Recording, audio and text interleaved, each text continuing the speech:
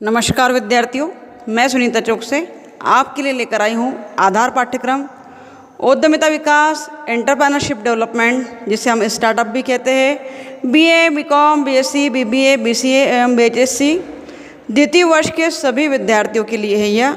यह आपका फाउंडेशन का पेपर है, जिसे एंटरप्रेन्योरशिप डेवलपमेंट या उद्यमिता विकास कहेंगे। 50 अंकों का प्रश्न पत्र आपको आएगा, ऑब्जेक्टिव्स क्वेश्चन आएंगे। तो हम महत्वपूर्ण ऑब्जेक्टिव्स को कवर करने जा रहे हैं जल्दी ही। उसके पहले आइए देखते हैं उसका क्या सिलेबस है, जो आपको बिल्कुल ध्यान रखना है कि उसमें मुख्य बिंदु क्या क्या पढ़ना है। आइए देखते हैं सिलेबस के मुख्य बिंदुओं को। उद्यमिता विकास देख सकते हैं आप विद्यार्थियों, लिखा है स्नातक द्वितीय वर्ष वार्षिक पद्धति सेमेस्टर पैटर्न आधार पाठ्यक्रम उद्यमिता विकास वार्षिक पद्धति के अनुसार ही बात कर रहे हैं। नवीन शिक्षा नीति के अनुसार अधिकतम अंक जिसके 50 है, सभी के लिए अनिवार्य विषय है। देखते हैं इकाई 1 में आपको क्या पढ़ना है। उद्यमिता विकास परिचय लिखा है। संकल्पना, उद्यमियों के प्रकार और महत्व। तो अगर आप प्रकारों को भली भांति पढ़ लेते हैं, डिटेल में पढ़ लेते हैं, तो प्रकार पर विभिन्न प्रकार के प्रश्न पूछे जाते हैं। फिर महत्व पढ़ना है। आर्थिक विकास में उद्यमियों का योगदान क्या है, नए उद्यम स्थापन की प्रक्रिया, इससे विभिन्न प्रकार के प्रश्न बनेंगे। अगर आप चाहते हैं कि डिटेल में किसी टॉपिक को पढ़ाया जाए तो ज़रूर कमेंट बॉक्स में लिखिएगा, डिटेल में भी पढ़ाया जाएगा। ऑब्जेक्टिव तो मैं आपको दे ही रही हूँ, पर डिटेल में पढ़ना चाहते हैं तो बताइएगा। अगला टॉपिक है इकाई 1 का उद्यमिता की आवश्यकता, समस्या, चुनौतियाँ और समाधान। महिला उद्यमिता एवं ग्रामीण उद्यमिता को पढ़ना है। रिपोर्ट तैयार करना, लघु उद्योगों का भ्रमण करने के पश्चात उसकी रिपोर्ट तैयार करना। लघु उद्योगों का भ्रमण करना है और फिर रिपोर्ट तैयार करना है। ये इकाई 1 का सिलेबस था। इन बिंदुओं पर प्रश्न पूछे जाते हैं। 2 का सिलेबस है व्यवसाय विचारों के स्रोत, व्यवहार्यता का परीक्षण, जिसमें नए उद्यम स्थापित करने का विचार, नवाचार पढ़ना है, थॉट पढ़ना है, इनोवेशन पढ़ना है, बनाम रचनात्मकता क्रिएटिविटी को देखना है। व्यवसाय योजना लिखने का महत्व, बिजनेस प्लानिंग राइटिंग का जो इम्पोर्टेंस है बताना है। परियोजना प्रस्ताव, प्रोजेक्ट रिपोर्ट, व्यापार योजना, बिजनेस प्लानिंग, सामग्री मटेरियल क्या लगने वाला है, परियोजना क्या है और प्रस्ताव क्या प्रेजेंट कैसे करेंगे, डीपीआर आदि चीज़ों को पढ़ना है।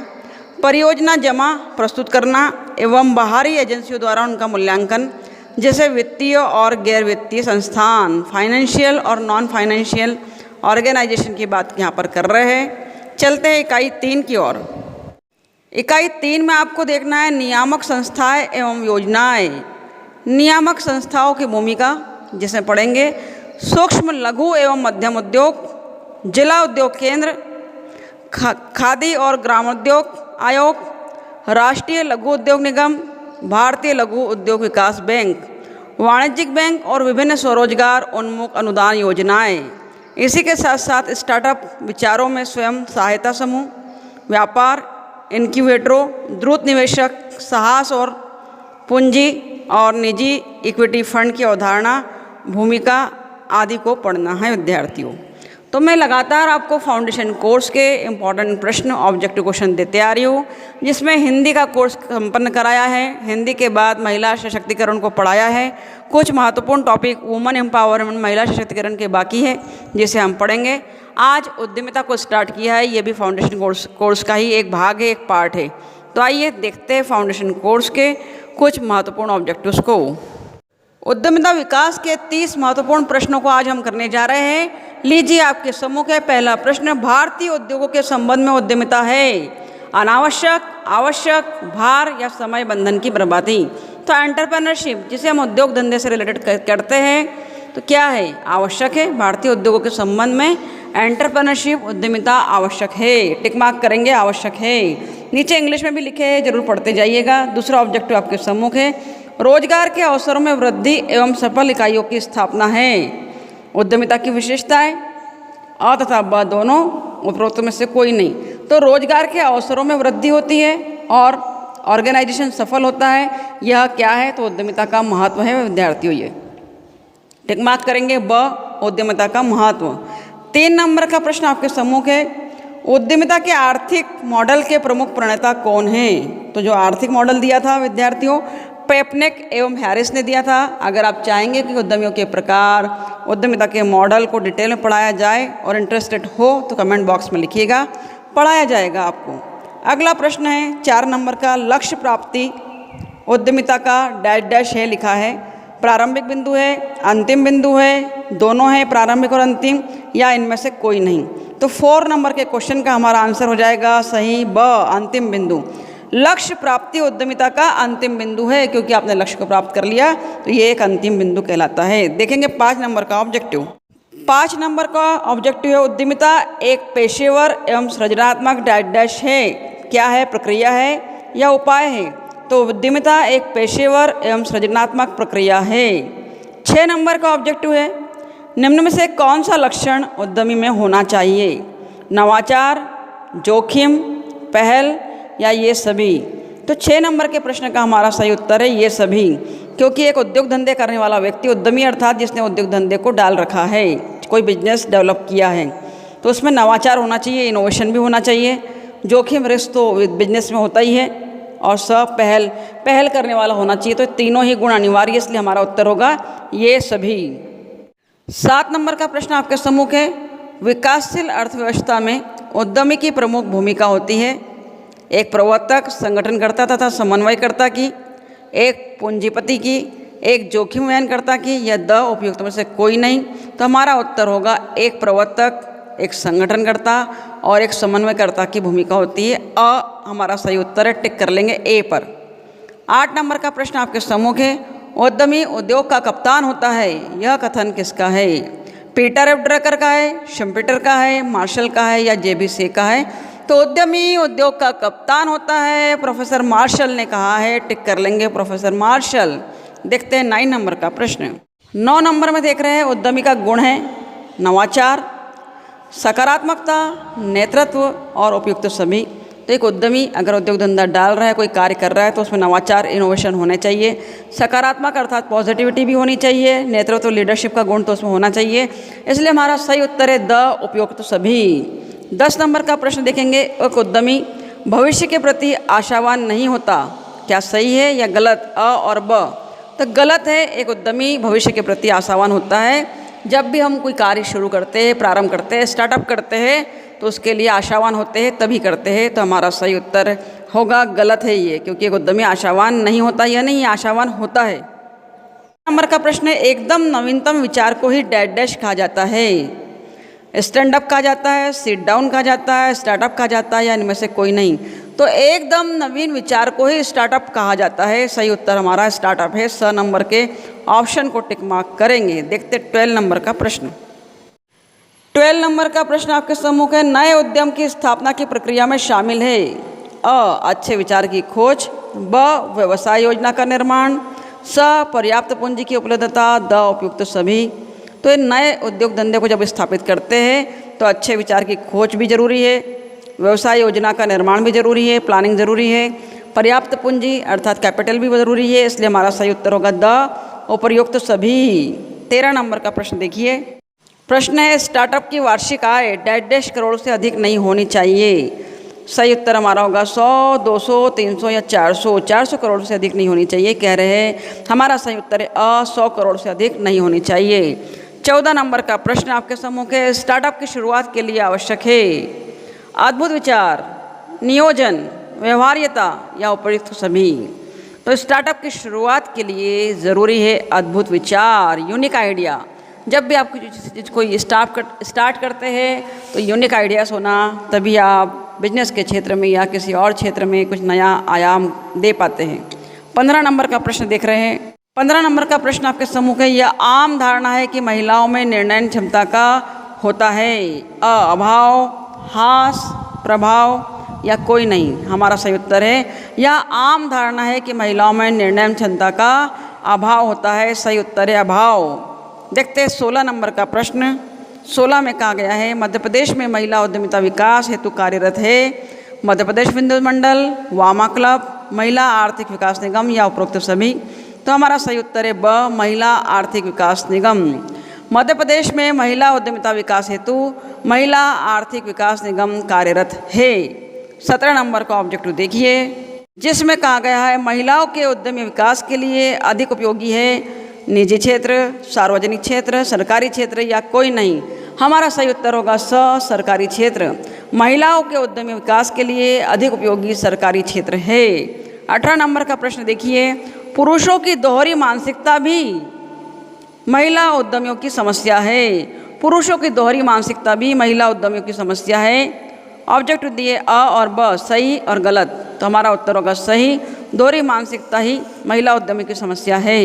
19 नंबर का प्रश्न आपके सम्मुख है, परियोजना तैयार की जाती है प्रवर्तकों को द्वारा, प्रबंधक को द्वारा, उद्यमी द्वारा या इन सभी के द्वारा।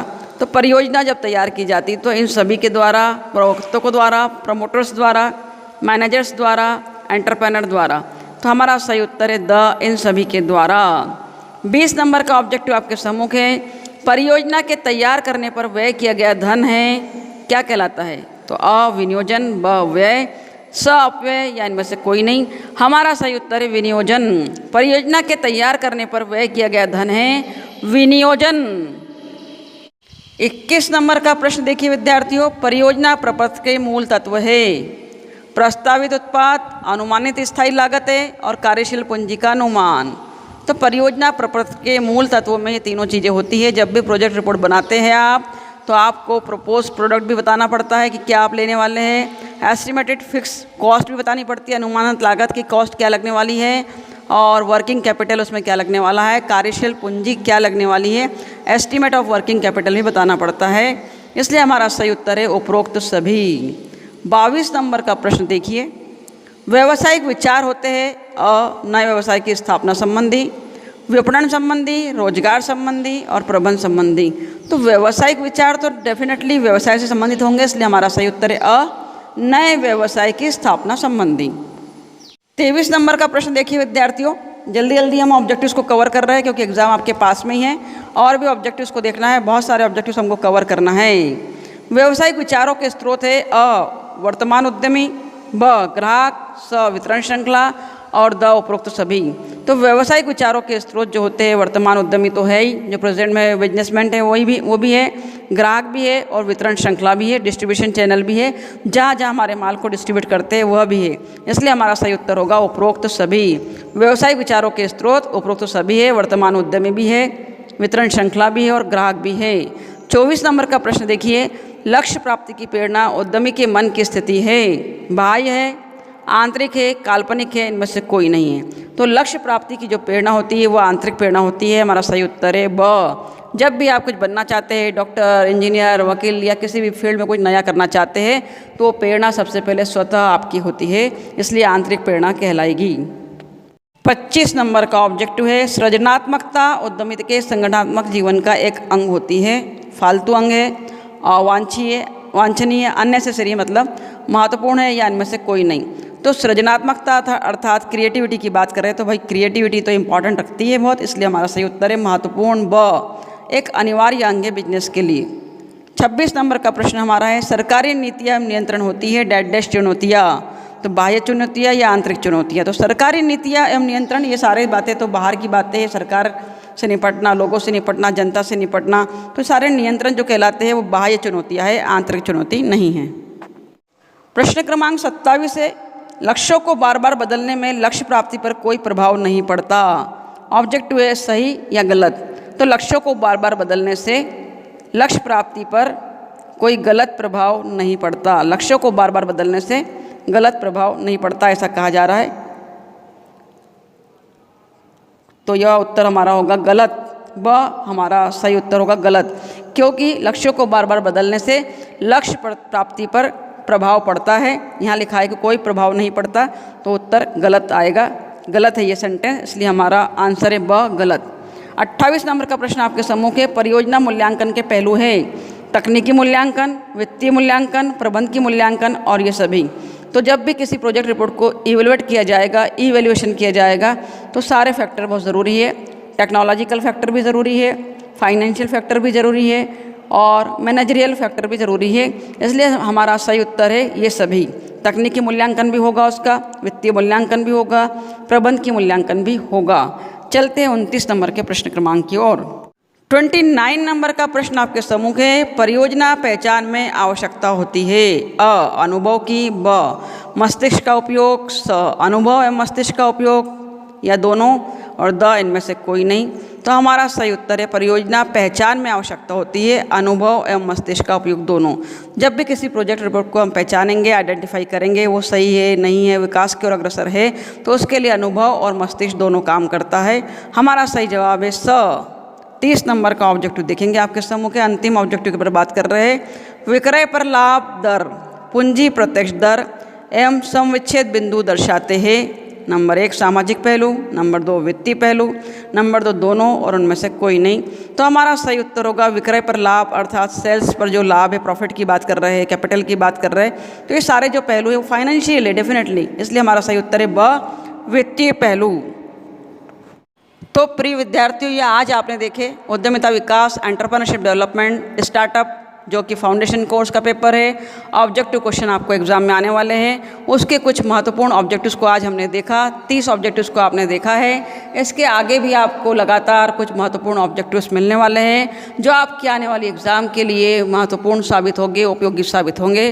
तो विद्यार्थियों, अगर वीडियो आपके लिए काम आ रहा है, यूज़फुल है, तो इसे आगे बढ़ाइए और लाइक कमेंट कीजिए। Thank you very much for watching my video. Thank you very much.